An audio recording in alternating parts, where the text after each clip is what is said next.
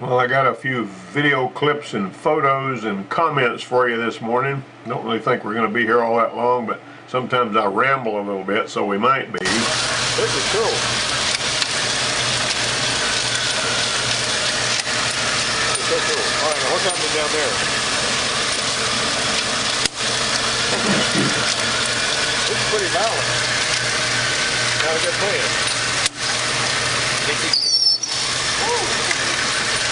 Trying to stop everything, isn't it? Stand back, it's able to fling rubber up and fling bells all over the place. This one came in making noise under the hood and doing strange things, and when we opened the hood we found out somebody had just put a new belt on it. They didn't quite put it on there right, and if you don't, you know, these serpentine belts, if you get them out of line a groove over, they'll start chewing themselves up sometimes until they, you know, until it spits itself out and starts getting tangled. You see all that string coming off of that thing trying to wrap around stuff. Well, that's more of a problem on long belts than it is on short ones. If it's going around a whole bunch of pulleys, it's fairly easy to get it one groove off of, you know, and it won't always chew itself up like this, but this was an extreme case, and something we ran into.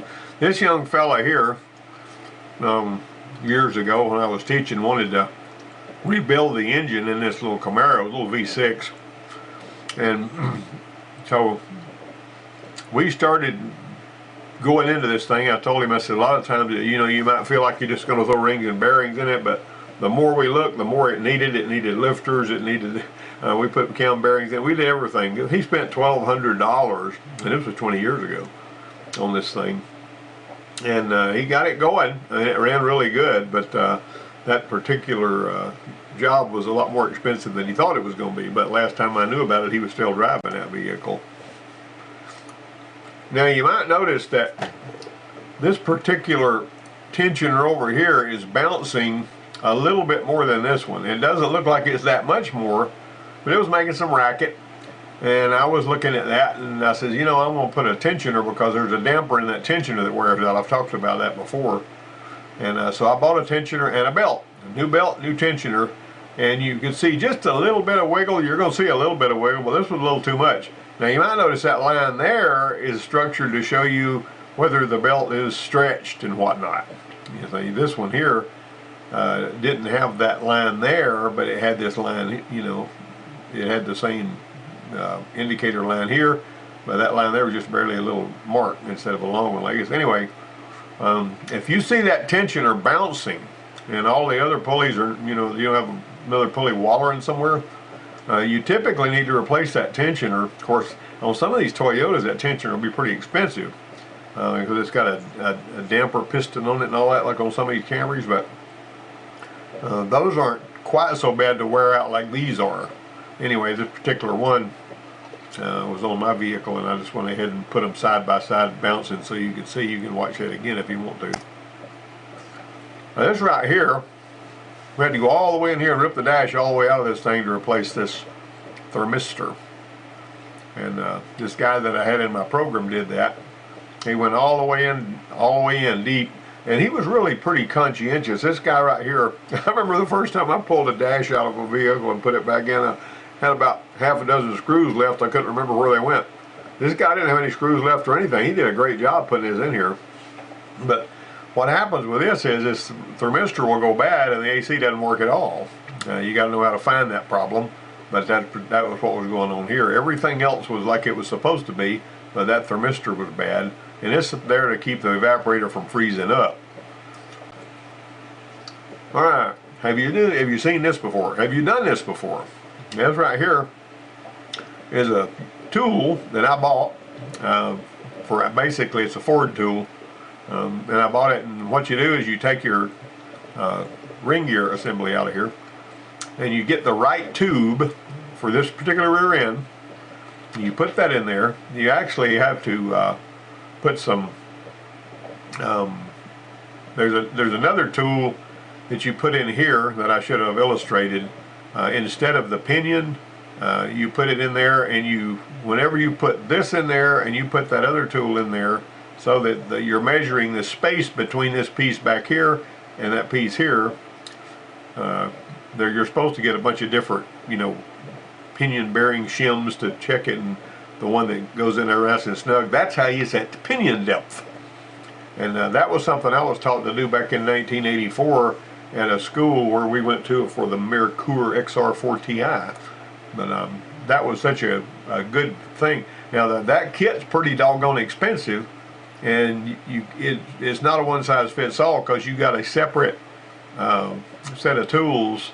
In other words, you got this is going to be the same tool here, the one that goes back in there where the pinion goes, but this one here, this tube, is going to be a different one for each rear end. Anyway, I taught my students how to do that, so you could set pinion depth. Pinion depth is really important to start with, and then it's fairly easy to get the rest of it set up. Are we bouncing it? Get it started bouncing. It just keeps on bouncing, don't it? It does. We got some shock absorber business going on here. That was a neat little video. This is that 350 that I mounted on this old frame, and boy, I got a lot of training out of that thing. I taught those guys how to, you know, pull the distributor out and put it back in. You know, I pull the distributor out and lay the stuff under here, plug wires and everything over there. Then I'd spin the engine over and I'd make them find the number one, drop a distributor in there and wire it up, and I'd see how long it would take them to do it. And the guy that I have, that's one of the people that I have that's a senior master at a Ford place, he could do that in 3 minutes and 45 seconds. I'm talking about finding number one cylinder, top dead center, dropping the distributor in, wiring it up, and from the time he started the job until he was done, and it fired up the engine, it was 3 minutes and 45 seconds. I got lots of mileage out of that thing. And anyway. Now, what do you see that's wrong with this picture? Think about this for a minute. Is it that maybe he's not wearing safety glasses, or what? What do you think? Do I need to tell you? Let me know in the comments if you figured it out before I told you. This is a bug I planted on a vehicle.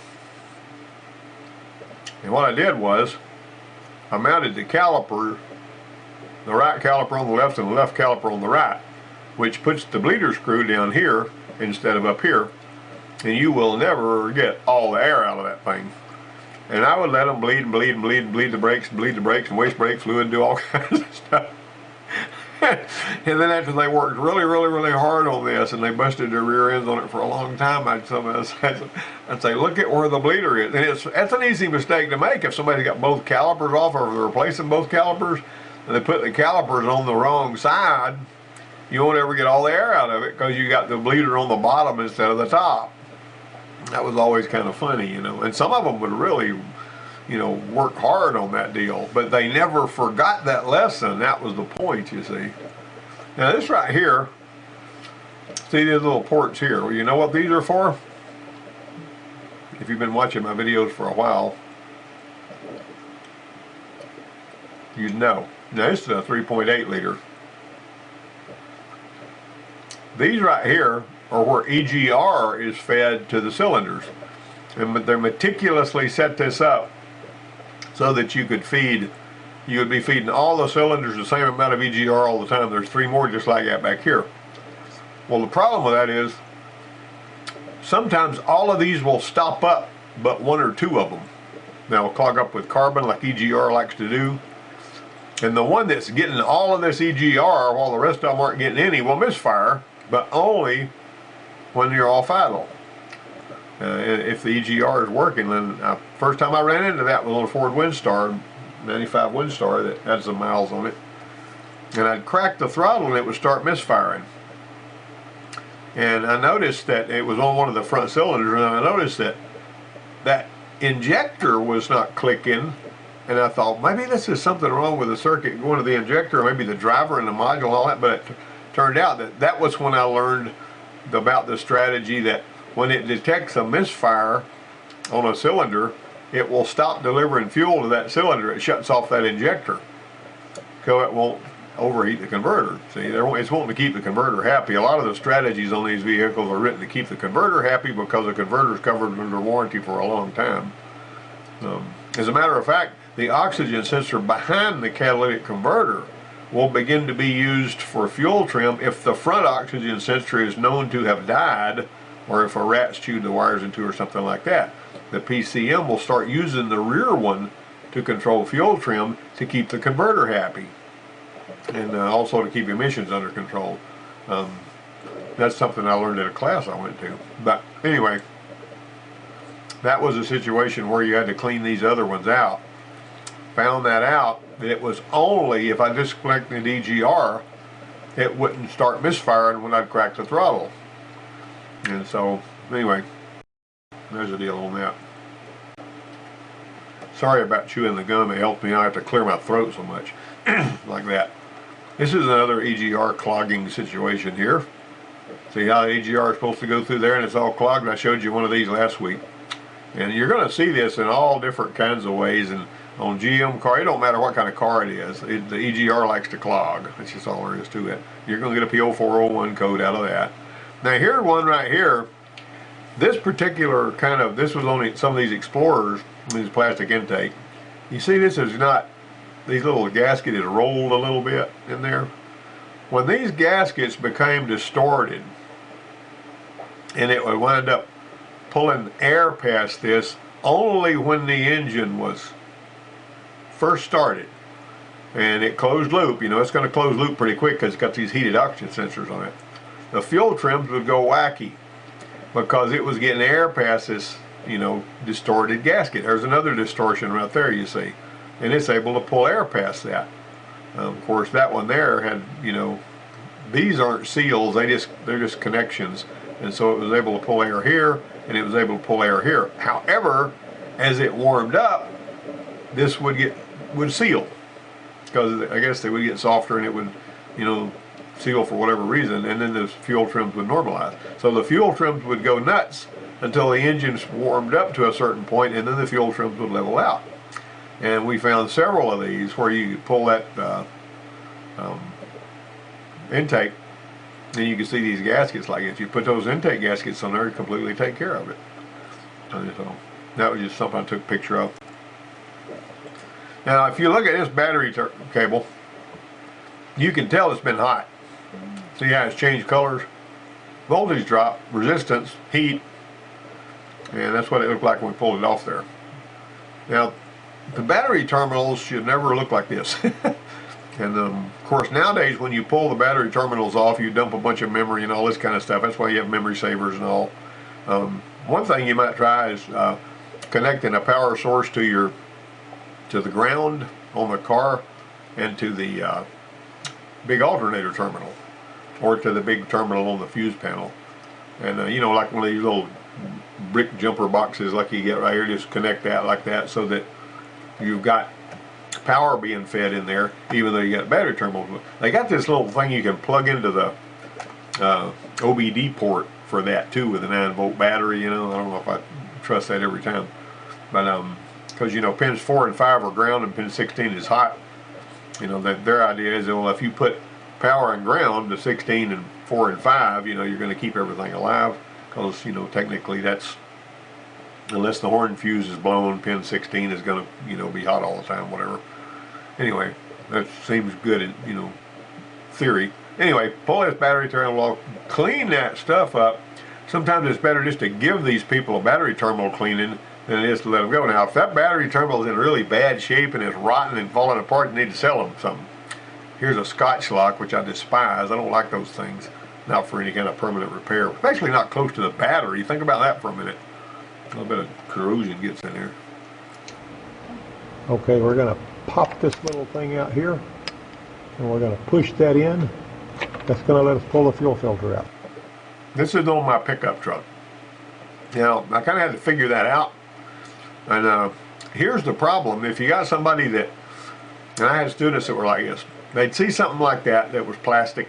It was really, you know, you could easily break that. And there's ways you could patch that and fix it, but I'd rather have it factory if I could. And it wasn't just fuel line, you know, retainers at the filter that I'm talking about, but a lot of them would break something that was plastic and just feel like, well, I can just get another one. Well, you can't just order a little plastic part. Like sometimes the least little part can shut a job down and put the car down for days or a couple of days when you didn't expect it. But I was telling them, make sure you disconnect all the lines from the fuel tank before you lower the fuel tank and break something that's going to have to be replaced before we can put the car back together. If you don't unhook all the pipes and lines from the gas tank when you lower it down, a lot of these things, the plastic stuff, you're going to break something. And it is never, a lot of times it's not an easy fix. Sometimes you have to replace the gas tank if you break the wrong thing. Seen that on some of the Dodges. Because some of them will have a little nipple built into the plastic gas tank that's right there in the part of the tank, and it's easy to break that off if somebody doesn't know that they need to disconnect the hose from that before they lower the tank. All kinds of horror stories about that kind of stuff. One time we were doing a brake job. I remember when they disconnected the caliper supply line, and when they put it back on, that caliper, that banjo bolt is hollow, and it's not as, it's easy to twist it off.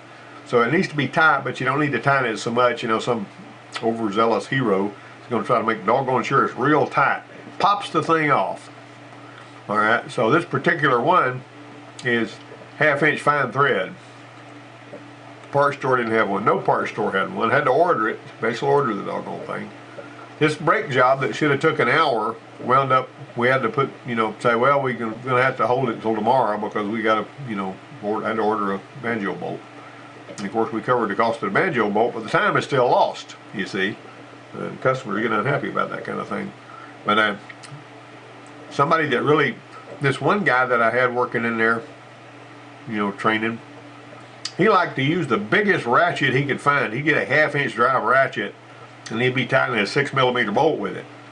And I say, don't use a ratchet that big, tighten a 6mm bolt. You're going to break the doggone thing off. He didn't understand that until he broke off 2 or 3 bolts. And I said, you got so much more leverage than you need. You can get a 1/4 inch drive ratchet and do that. But anyway, physics is something that has to be taught.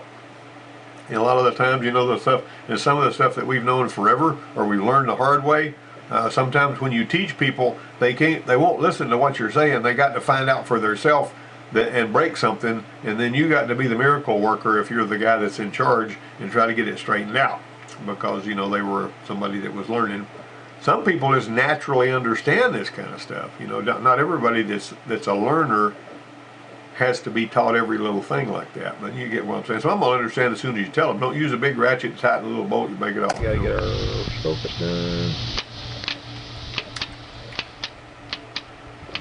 Another thing I like to teach my students was to bench test a starter. Whenever the starter's not working right, you do your voltage drop test and all that. If the starter still don't sound right, put it on the bench, get you good power. Can't do it with a battery charger. You ain't got enough juice there. You're gonna have a battery, some jumper cables.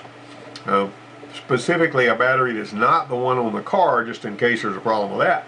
Get another battery, hook it up. You gotta know how to do it. Ain't that complicated. Hook it to the ground, hook it to the big post, and then jump to the little one, and that starter there was completely locked up.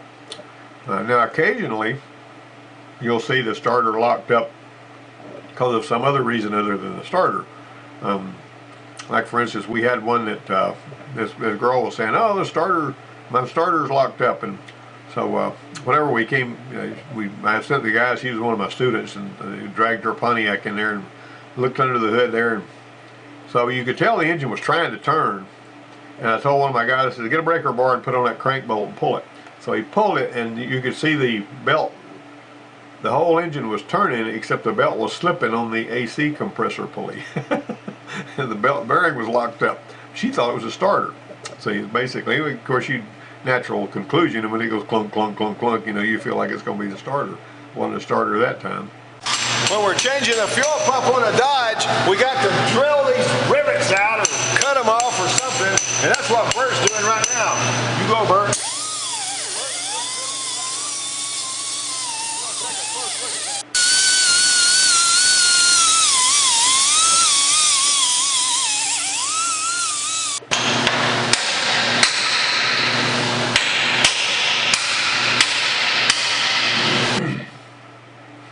we had to chisel those rivets off to get that cross member off on that Dodge Dakota so we could pull the gas tank off. We didn't want to pull the bed off of that one for whatever reason. We pulled him, we chiseled him off. We put them rivets, we replaced the rivets with bolts. But that was Bert. Bert was a big old boy that weighed about 300 pounds. And he came, that guy was really sharp. He came to me, I didn't even know him, but I could tell that he was pretty competent and he's pretty smart. And the math instructor, her daughter's Buick, had the engine was bad in it. And so we got another engine for it, and it was, the LKQ, and it was sitting over on the floor. And I asked Bert, and he hadn't been in there, he'd only been with me there for a couple of months. And I said, Bert, can you put that engine in that Buick? He said, yep. That's all I got from him. I was all right, let's see you do it. And so, of course, we had plenty of time, we were at college and all that kind of stuff. And Bert started on that engine at 8 o'clock one morning, and at 9 o'clock the next morning, he fired that thing up and back out of the shop. That guy was fast for a guy that was just getting started. And I'm telling you, he was really good. He eventually went to work at a dealership and wound up getting killed in a motorcycle crash, which was a tragedy because everybody liked that guy. He was a really, really good mechanic.